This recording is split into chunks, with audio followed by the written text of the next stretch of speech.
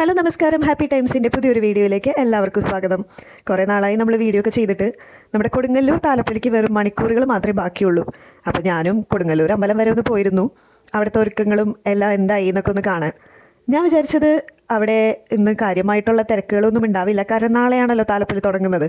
പക്ഷേ എൻ്റെ പൊന്നു സുഹൃത്തുക്കളെ, ഒടുക്കത്ത തിരക്കായിരുന്നു. കുറേ കാഴ്ചകൾ കാണാൻ പറ്റി.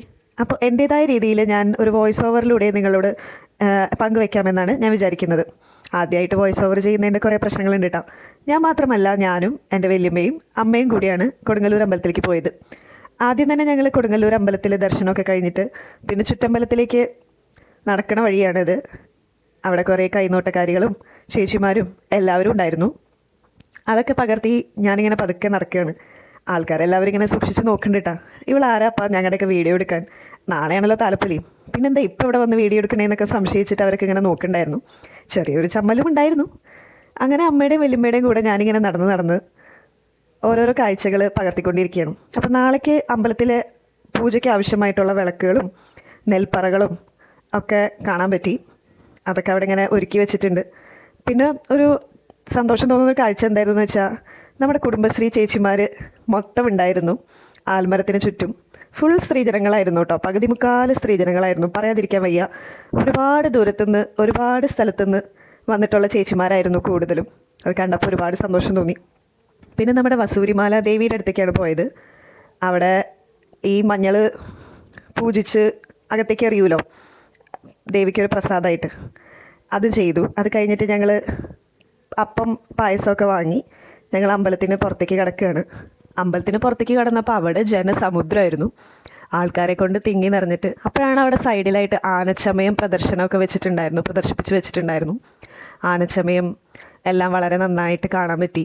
വെഞ്ചാമരവും ആലവട്ടവും പിന്നെ ദേവിക്ക് ചാർത്താനുള്ള ഉടയാടകളും പിന്നെ ആനയ്ക്ക് ചാർത്താനുള്ള എല്ലാ സാധനങ്ങളും ഉണ്ടായിരുന്നു. എനിക്കതിൻ്റെ പേരൊന്നും അത്ര അറിയില്ല. പിന്നെ നമ്മുടെ കൊട എല്ലാം ഉണ്ടായിരുന്നു. അങ്ങനെ അതൊക്കെ പകർത്തി പതുക്കെ ആലവട്ടവും വെഞ്ചാമരവും ഒക്കെ നമ്മളൊരു പാട്ടിലൊക്കെ കേട്ടതൊക്കെ ഓർമ്മ വരുന്നുണ്ടായിരുന്നു ആ സമയത്ത്. പിന്നെ അമ്പലത്തിൻ്റെ അപ്പുറവും ഇപ്പുറവും നാളെ ഉത്സവത്തിനായിട്ട് വന്ന് സകലമാന ആൾക്കാരും തമ്പടിച്ച് അവിടെ കിടക്കുന്നുണ്ടായിരുന്നു. അപ്പുറവും ഇപ്പുറവും ഫുള്ള് തിരക്കായിരുന്നു. ഞാൻ നേരത്തെ പറഞ്ഞ പോലെ ചേച്ചിമാരും ചേട്ടന്മാരും പിന്നെ കുറേ അമ്മമ്മമാരും അച്ഛച്ചന്മാരും എല്ലാവരും ഉണ്ടായിരുന്നു. അങ്ങനെ ഞങ്ങൾ പതുക്കെ അമ്പലത്തിന് പുറത്തേക്ക് കിടക്കുകയാണ്. അമ്പലത്തിന് പുറത്ത് കിടന്നപ്പോഴാണ് നമ്മുടെ സ്ഥിരം ഉത്സവപ്പുരപ്പറമ്പുകളിൽ കാണാറുള്ള സകലമാന കളർഫുള്ളായിട്ടുള്ള പലഹാരങ്ങൾ നിരത്തി വെച്ചിട്ടുണ്ടായിരുന്നു. എല്ലാം കണ്ട് വെള്ളമിറക്കി. ഒന്നും വാങ്ങിക്കാൻ തോന്നിയില്ല. പിന്നെ അവിടെ മാല, ഈ മാല എനിക്ക് നല്ല ഇഷ്ടമായിട്ടോ. മാല, കമ്മൽ, ഞങ്ങൾക്ക് 4-5 പിള്ളേരുകളുണ്ട് വീട്ടിലേ. അപ്പോൾ അവർക്ക് വേണ്ട കമ്മലുകളും സാധനങ്ങളൊക്കെ നോക്കി ഇങ്ങനെ നടക്കുമായിരുന്നു. ഒരുപാട് ഐറ്റംസ് കച്ചവടക്കാരെയൊക്കെ കണ്ടു. ഒരുപാട് ഐറ്റംസ് വെച്ചിട്ടുണ്ട്. കുട്ടികൾക്കൊക്കെ എന്തായാലും ഇഷ്ടമാവും. ക്യൂടെക്സ്, കമ്മൽ, ക്ലിപ്പ്, മാല, വള, അങ്ങനത്തെ ഒരുപാട് ഐറ്റംസ്. എനിക്ക് പിന്നെ പണ്ടേ ഇതൊന്നും അങ്ങനെ വാങ്ങണത് വലിയ ഇഷ്ടമില്ല. എല്ലാം ഇങ്ങനെ കാണാനാണ് ഇഷ്ടം.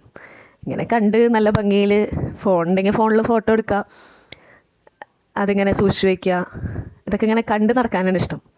കുറേ ഐറ്റംസ് ഉണ്ടായിരുന്നു. സാധാരണ നമ്മൾ ഉത്സവപ്പറമ്പുകളിൽ കാണുന്ന പോലെ. പിന്നെ കൊച്ചു കുട്ടികൾക്ക് വേണ്ടിയിട്ടുള്ള കളി സാമാനങ്ങളും എല്ലാം ഉണ്ടായിരുന്നു.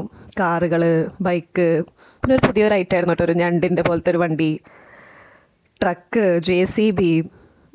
പിന്നെ അമ്മമാരുടെ സെക്ഷൻ, നമ്മുടെ പാത്രങ്ങൾ, ചട്ടി, മൺചട്ടി, കത്തി, പ്ലേറ്റുകൾ, സ്റ്റീൽ പാത്രങ്ങൾ, പിന്നെ നമ്മുടെ ഇഞ്ചി മുള്ളിയൊക്കെ ചതക്കണ ആ സാധനം. അങ്ങനെ ഒരുപാട് ഐറ്റംസ് കണ്ടു. അങ്ങനെ ഞങ്ങളിങ്ങനെ ഞാനും അമ്മയും വല്യമ്മയും കൂടി ഇങ്ങനെ ഉല്ലസിച്ച് നടക്കുമ്പോഴാണ് നമ്മുടെ ബജ്ജിക്കട കണ്ടത്. ബജ്ജിക്കടയിലുണ്ട് ഇങ്ങനെ മുളകൊക്കെ എല്ലാം നിവർത്തിയിട്ടിട്ടുണ്ടായിരുന്നു. മുളക് ബജ്ജി, കായ ബജ്ജി, കോളിഫ്ലവർ ബജ്ജി, അങ്ങനെ പലതരം ബജ്ജികളുടെ വിസ്മയം അങ്ങനെയായിരുന്നു. അപ്പം ഞാനിങ്ങനെ നടന്നു വരുമ്പോൾ ദൂരെ നമ്മുടെ ജയൻറ്റ് വീൽ കണ്ടു. പക്ഷേ എനിക്ക് അത്ര ക്ലിയർ ആയിട്ട് എടുക്കാൻ പറ്റിയില്ല ആ സമയത്ത്. ഞാൻ അങ്ങോട്ട് എത്തുന്നതേ ഉണ്ടായിരുന്നുള്ളൂ. ഇനി നാളെ പറ്റുകയാണെങ്കിൽ ഇതിലൊക്കെ ഒന്ന് കയറി ഉല്ലസിക്കണം എന്നാണ് എൻ്റെ ഒരു പ്ലാൻ. പിന്നെ എൻ്റെ സുധീറിനില്ലാത്തത് ഒരു കുറവ് തന്നെയായിരുന്നു. ഞാൻ ഒരുപാട് മിസ് ചെയ്തു. അപ്പോൾ ഇത്രയേ ഉള്ളൂ വീഡിയോ. പുതിയൊരു വീഡിയോയുമായി നിങ്ങളുടെ മുമ്പിലേക്ക് ഞങ്ങൾ വീണ്ടും വരുന്നതാണ്. അതുവരെ ഹാപ്പി ടൈംസിൻ്റെ എല്ലാ സുഹൃത്തുക്കൾക്കും ബൈ ബൈ.